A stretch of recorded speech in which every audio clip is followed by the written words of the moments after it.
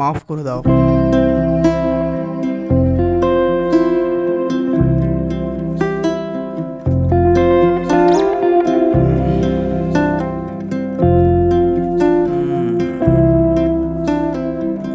একটু চা বানিয়ে আনো না। 2 মিনিট ওয়েট করো না। আর এখানে কি এমন জরুরি কাজ হচ্ছে? আরে গেম খেলছি। কি গেম খেলছো? কার্ডস খেলছি। কি বলছো? তুমি অনলাইনে গেম খেলছো? হ্যাঁ গো, সব সময় কিছু না কিছু বলতেই থাকছে, চুপ করো না একটু।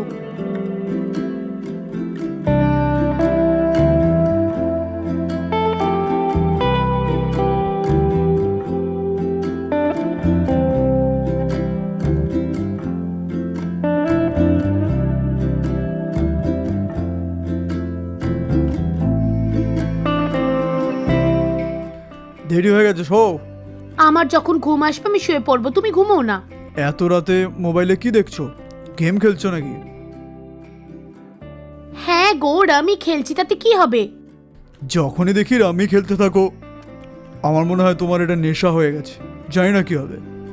কিচ্ছু হবে না, তুমি চুপচাপ ঘুমিয়ে পড়ো।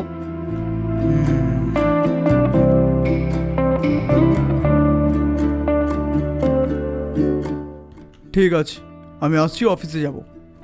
অফিস তো যাও। যখনই দেখি গেম গেম গেম খেলতে থাকো, কি ব্যাপার? সারাদিন গেম খেলে ঘরের কাজটা কে দেখবে বলো? তুমি জানো না হয়তো রামি খেলা অনেক লোক আত্মহত্যা করেছে, আর এটা টিভিতে বারবার এটাই দেখায়, তাই না? আমি জানি না কেন তোমার অনলাইন রামিতে এত নেশা লেগেছে। যথেষ্ট হয়েছে, যাও অফিস যাও তো। কিছু না কিছু এমনি বলতেই থাকে। কি করা যায়? মনে হচ্ছে তুমি শুধরাবে না।